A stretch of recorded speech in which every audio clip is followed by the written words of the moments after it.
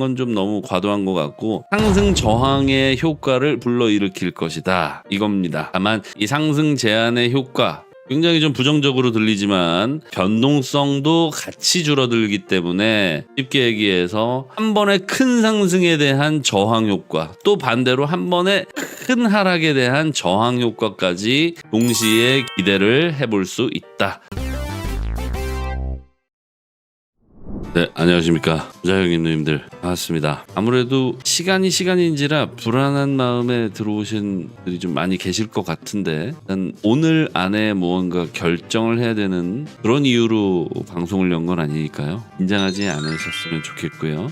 대표적인 이유로는 현물 ETF가 어제 마감을 했고 우리 날짜로는 오늘 아침이죠. 새벽 시간 마감을 했고 마감 결과는 그렇게 좋지 않았습니다. 순유출이 종합적으로 보여진 가운데 블랙락에서도 소폭이긴 합니다만 유출이 발생을 했고요. 그래서 어제 데이터는 좋지 않습니다. 그래서 오늘 시장 분위기가 좀 저조하죠. 그렇게 나쁜 건 아니지만 또 좋다고 볼 수도 없어요. 다만 어찌됐든 주말 동안에는 현물 ETF가 이 시장에 미치는 영향이 없을 수밖에 없기 때문에 주말 동안은 어떤 큰 기대 또는 큰 실망을 하기에는 변동성이 조금 부족할 듯 싶습니다. 다만 어제 확인하신 분들도 계실 텐데 일단 오늘 방송 제목에서 확인하실 수 있듯이 블랙락에서 1,700만 달러 엄청나 보이지만은 지금 현재 비트코인의 가격이 워낙 가격인지라 대략 한 700개 수준이라고 해요. 비트코인 700개 정도를 추매를 이미 했습니다. 근데 중요한 건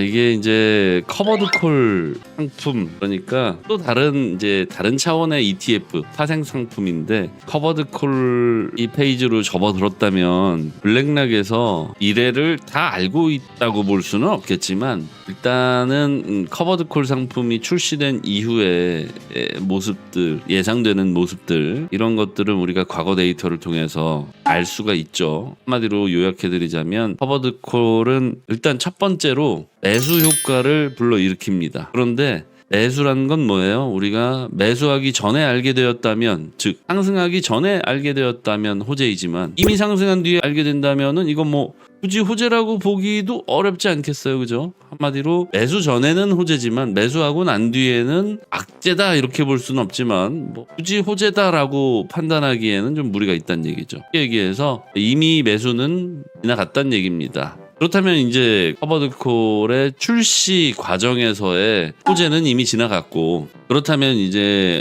커버드콜 출시 이후의 모습은 어떻게 될 것인가? 과거 나스닥 그리고 또 각종 금, 은 등등등의 커버드콜 상품이 출시된 이후에 결론부터 말씀드리면 오히려 상승폭은 제한되고 변동성이 줄어들더라. 무슨 얘기냐면 상승폭이 제한된다는 얘기는 갑작스러운 큰 급등에 어느 정도 브레이크가 걸리는 한마디로 약간의 저항, 그러니까 상승 저항이죠. 상승 저항이 앞으로는 예상이 되며 두 번째로는 변동성이 줄어든다는 얘기니까 그만큼 상승뿐만 아니라 하락폭도 꽤나 큰 저항을 맞이할 것이다. 이렇게 해석을 해볼 수 있습니다.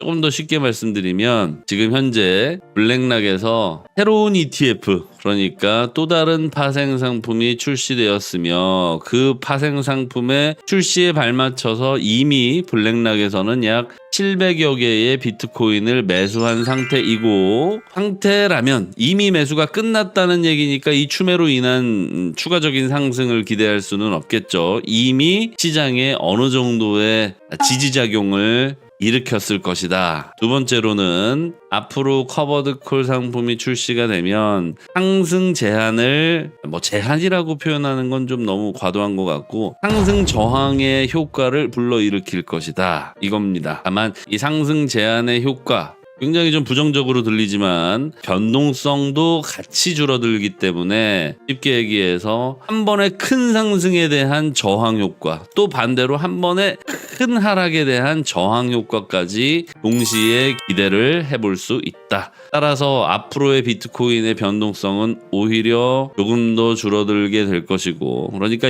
여기서의 이제 변동성이라는 거는 고점 대비 그 다음 저점까지의 변동성의 총량을 의미하는 건 아니고요. 단기간에 벌어지는, 그러니까 하루 만에 뭐 수십 %의 하락 또는 일주일 만에 또는 한 달 만에 아주 큰 폭의 하락을 어느 정도 방지해주는, 완전 방지는 아니지만 어느 정도 하락 저항 효과로 인해서 갑자기 뭐 일주일 만에 수십 %가 내리는 이런 상황은 조금 방지해 줄 수 있는 수준의 변동성으로 비결될 것이다. 따라서 전체적인 하락폭이 줄어든다, 이건 아닙니다. 이건 너무 확대 해석하신 거고, 일반적으로 특정 기간 또는 단기간 내에 큰 변동성에 대한 저항성을 높이게 되면서, 그렇게 되면 어떤 효과가 있을까요? 비트코인의 변동성이 줄어든다. 한마디로 안정화돼 간다는 얘기죠. 이 안정화라는 단어가 주는 어감이 굉장히 긍정적으로 들리시겠지만, 우리 비트코인의 가장 큰 매력은 뭡니까? 바로, 물론 이제 다른 알트코인에 비해서는 상대적으로 안정적이다 이렇게 평가받고 있지만, 지금까지 지구상에 출시되어 있던 부분의 투자 상품, 그 어떤 투자 상품보다 큰 변동성이 비트코인의 가장 큰 매력이 아니었을까요?